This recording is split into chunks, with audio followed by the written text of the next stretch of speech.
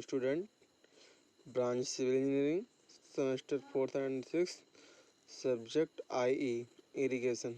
मैंने जैसे बताया था कि इरिगेशन सब्जेक्ट 4th सेमेस्टर के लिए भी है और 6th सेमेस्टर के लिए भी सेम सिलेबस। आज हम बात करेंगे जलमग्नता को रोकने के उपाय पे, method of prevent water logging. अभी तक हमने पिछले वीडियो में पढ़ रहे थे कि जलमग्नता क्या है, जलमग्नता के कौन कौन से कारण हैं, प्राकृतिक कारण कौन कौन से हैं, नेचुरल रीजन कौन कौन से हैं, आर्टिफिशियल या मैनमेड कौन कौन से रीजन हैं, मतलब कौन से प्राकृतिक कारण हैं, कौन से नेचुरली कारण हैं, कौन से आर्टिफिशियल हैं। इन सब के बारे में हमने पिछले वीडियो में बात आपसे कर ली, चर्चा कर ली। आज हम बात करेंगे जलमग्नता को रोकने के उपाय। अगर जलमग्नता को रोकना है, क्योंकि जलमग्नता फसल के लिए क्या है, हानिकारक सिद्ध हो रही है, तो इसको रोकने क्या उपाय है, तो ये मोस्ट इम्पॉर्टेंट है। एग्जाम में आपसे पूछा जाता है कि जलमग्नता के रोकने के उपाय बताइए। तो जलमग्नता को रोकने के उपाय तो बहुत से हैं, लेकिन इन उपायों को अगर हम एक सिस्टम से देखें तो 2 वर्गों में इन्हें हम क्लासिफिकेशन कर सकते हैं, 2 वर्गों में बांटा जा सकता है। जलमग्नता के रोकने के उपायों को कितने वर्गों में, 2 वर्गों में बांटा जा सकता है। पहला प्रिवेंटिव मेथड, कहने का मतलब कि निरोधक उपाय। निरोधक उपाय का मतलब होता है कि ऐसे उपाय जो जिन्हें अपनाने से क्षेत्र में जलमग्नता आएगी ही नहीं, मतलब जलमग्नता को होने से पहले ही बचा लेना, उसे कहते हैं निरोधक उपाय। मतलब पहले से ही उसका उपाय करना कि वाटर लॉगिंग क्षेत्र में उत्पन्न ही ना हो, क्षेत्र में वाटर लॉगिंग हो ही ना, इसे कहते हैं निरोधक उपाय, प्रिवेंटिव मेथड्स। जैसे कौन कौन से ऐसे उपाय हैं कि जो क्षेत्र में जलमग्नता ना होने पाए उसके पहले ही उसे हम रोक सकते हैं। तो जलमग्नता को रोकने के उपाय प्रिवेंटिव जो मेथड्स हैं, कि प्रिवेंटिव मेथड मतलब इस श्रेणी के अंतर्गत वे उपाय आते हैं जिनको अपनाकर क्षेत्र में जलमग्नता होने ही नहीं दिया जाता है। ये उपाय कम खर्चीले और अधिक कारगर सिद्ध होते हैं। भाई कोई चीज़ पहले से ही उसके बारे में चैतन्य रहना, वो आपके लिए ज़्यादा से ज़्यादा लाभकारी सिद्ध होगी। क्षेत्र में जलमग्नता होने ही ना पाए तो इसके लिए हमें क्या करना होगा, तो इसके लिए हम देखते हैं कि ये कैसे कौन कौन से उपाय हैं। जैसे नहरों से रिसन द्वारा नष्ट होने वाले पानी पर नियंत्रण। आपको पता है सबसे ज़्यादा वाटर लॉगिंग आपने कहाँ देखा होगा, नहरों के किनारे देखा होगा। लगातार नहरें चलती रहती हैं, नहरों के चलने से क्या होता है, पानी धीरे धीरे धीरे धीरे रिसता है। और हमने बताया था वाटर लॉगिंग होती कब है, जलमग्नता के क्या होती कैसे है, तो जब जो आपका आउटफ्लो और इनफ्लो, तो इनफ्लो की जल की मात्रा आउटफ्लो से अधिक हो जाती है तो क्या होता है, जलमग्नता वहाँ पर उत्पन्न होती है। तो धीरे धीरे नहरों से रिसन के द्वारा नष्ट होने वाले पानी पर अगर नियंत्रण नहीं रखा जाता है तो धीरे धीरे क्या होता है, इनफ्लो की मात्रा बढ़ जाती है। और जब रिसन पर हम कंट्रोल रखते हैं, नियंत्रण रखते हैं, तो इनफ्लो की मात्रा क्या होती है, कम हो जाती है, आउटफ्लो की मात्रा बढ़ जाती है। इससे वहाँ पर जलमग्नता होने से वहाँ पर रोका जा सकता है। दूसरी बात, नहरों की लाइनिंग करके, हमने बताया था लाइनिंग क्या होती है, तो लाइनिंग मतलब होता है नहरों को पक्का कर देना, अर्थात अप्रवेश प्रत लगा देना।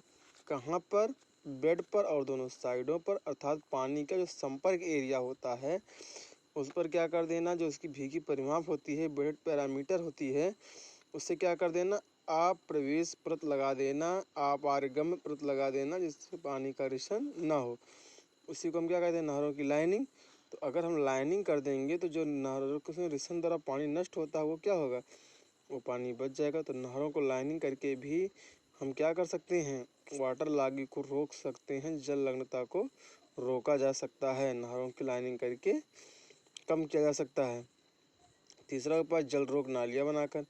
आपने देखा होगा कि नहरों के किनारे, नहरों की लंबाई की दिशा में उनके जिस समांतर दोनों तरफ नालियाँ बना दी जाती हैं, जिससे जो पानी रिससे और रिसन के द्वारा पानी जो सीपेज के वाटर होता है, रिसन पानी जो होता है वो धीरे धीरे सी नालियों में होता हुआ नहर के साथ चला जाए और क्षेत्र में जाकर ना भरे ना रुके, जिससे वहाँ पर वाटर लॉगिंग उत्पन्न हो। तो जल रोक नालियाँ बनाकर भी हम वाटर लॉगिंग को रोक सकते हैं। अगला, खेतों व गुलों से रिसन घटाकर। अगर खेतों और गुलों को अगर हम जो गोल गए हैं खेत के लिए, उसे अगर पक्का कर दिया जाए उसे को भी, तो उसमें रिसन ना हो तो भी क्या होगा, जलग्रस्तता को रोकी जा सकती है, वाटर लॉगिंग को रोकी जा सकती है। खेतों से जो पानी रिसन होता है उसको अगर रोका जाए तब भी वाटर लॉगिंग रुक जाती है। सिंचाई तीव्रता कम रखकर। सिंचाई तीव्रता का मतलब है जैसे एक नहर की कमांड एरिया होती है, कल्चरेबल एरिया, जितनी सिंचाई की जाती है, अगर सिंचाई तीव्रता को कम करेंगे तो नहर में जो FSL होता है, फुल सप्लाई लेवल, उससे कम पानी रखना पड़ेगा, जिससे पानी का हेड कम हो जाएगा। और जब पानी का हेड कम हो जाएगा तो रिसन घट जाएगा और आउटफ्लो की मात्रा बढ़ जाएगी, इनफ्लो की मात्रा घट जाएगी, जिससे वहाँ पर वाटर लॉगिंग कम उत्पन्न होगी, जलग्रस्तता की संभावना कम हो जाएगी। अगला, किसानों को शिक्षित करके। बहुत से किसान को ये जानकारी नहीं है कि लगातार फसलों को पानी देने से मृदा के अंदर के जो वायर्स हैं वो पूरी तरीके से जल से संतृप्त हो जाएंगे, हवा का आवागमन नहीं होगा, तो फसलों के जड़ों में जो बैक्टीरिया है वो जीवित नहीं रह पाएंगे, जिससे वो नाइट्रोजन को नाइट्रेट के रूप में नहीं चेंज कर पाएंगे और फसलों का विकास अच्छे से नहीं होगा। अगर किसानों को ये बात बताई जाए कि लगातार पानी पाने से फसलें का विकास रुक जाता है, जलग्रस्तता उत्पन्न हो जाती है, तो वो वहाँ पर लगातार सिंचाई नहीं करेंगे। जब फसलों को पानी की आवश्यकता होगी तभी फसलों की वो सिंचाई करेंगे, जिससे क्या होगा, जलग्रस्तता की संभावना समाप्त हो जाएगी। तो किसानों को शिक्षित करके भी जलग्रस्तता को रोका जा सकता है। अगला, फसल चक्र अपनाकर। क्योंकि एक फसल को लगातार, जैसे धान की फसल है तो लगातार पानी अगर आप देंगे तो लगातार पानी देते रहने से क्या होगा, वहाँ पर जलग्रस्तता उत्पन्न हो जाएगी। लेकिन अगर विभिन्न प्रकार की फसलों को बोएंगे तो उनके लिए अलग अलग सिंचाई करना पड़ेगा, अलग अलग समय में करना पड़ेगा, जिससे क्या होगा, जलग्रस्तता उत्पन्न नहीं होगी। तो ये निरोधक उपाय हैं। ये उपाय जब जलग्रस्तता नहीं, वाटर लॉगिंग नहीं हुई है, उसके पहले ये उपाय किए जाते हैं। ये उपाय कर देने से जलग्रस्तता उत्पन्न ही नहीं होगी। अब हम बात करेंगे, मान लीजिए अगर क्षेत्र में जलग्रस्तता उत्पन्न ही हो गई तब आप क्या करेंगे। तो उसके लिए क्यूरेटिव मेथड कुछ बताए गए हैं। रोग उपचार उपाय, मतलब अगर जलग्रस्तता जैसा समस्या उत्पन्न ही हो गई, रोग उत्पन्न हो गया, तब आप कौन सा उपाय करेंगे। जलग्रस्तता को रोकने के लिए कौन कौन से उपाय हैं।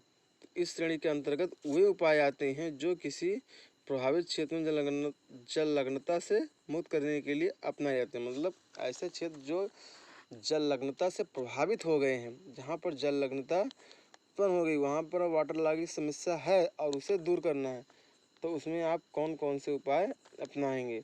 तो उसके लिए मुख्य रोग उपचार उपाय निम्नलिखित हैं। पहला, नलकूप सिंचाई अपनाकर।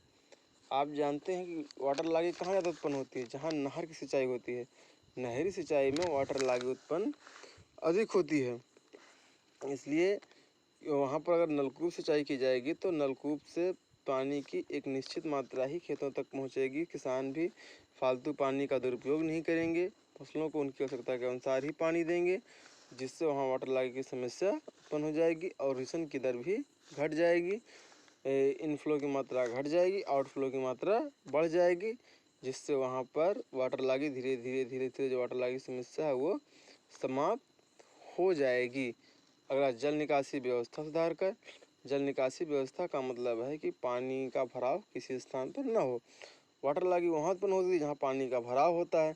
तो जब जल निकासी की व्यवस्था उचित रहेगी, नालियाँ प्रॉपर ढंग से बनी रहेंगी, कि पानी जो अतिरिक्त पानी होगा बहकर वो बाहर किसी नदी नाले में चला जाएगा, तो वहाँ पर वाटर लॉगिंग उत्पन्न नहीं होगी, जलग्रस्तता उत्पन्न नहीं होगी।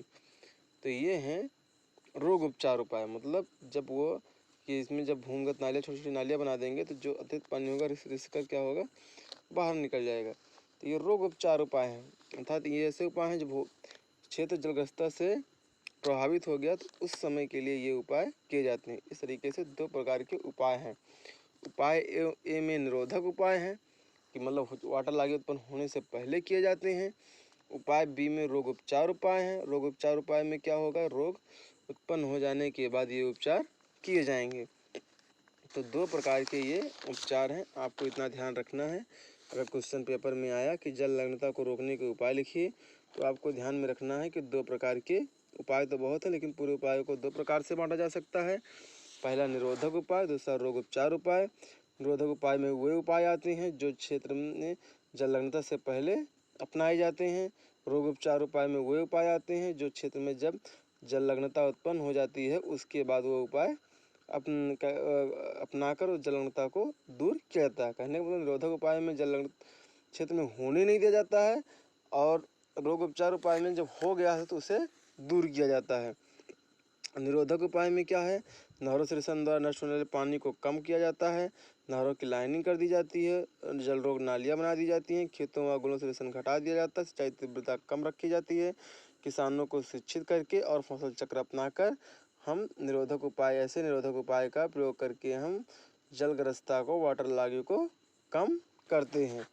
रोग उपचार उपाय में क्या है, रोग उपचार उपाय में क्योंकि ये अभी इस तरीके से प्रभावित हो गया तो इसके लिए मुख्य रूप से 2 प्रकार के, एक नलकूप सिंचाई अपनाई जाती है, दूसरा जल निकासी की उचित प्रबंध रखा जाता है। जल निकासी का उचित प्रबंध रखने से वाटर लॉगिंग की समस्या दूर हो जाती है। इस तरीके से आप इतना बात ध्यान रखेंगे अच्छे से। Thank you so much. अब नेक्स्ट वीडियो में हम अगला नेक्स्ट चैप्टर देखेंगे। ये चैप्टर यहीं पर फिनिश समाप्त हो गए। Thank you.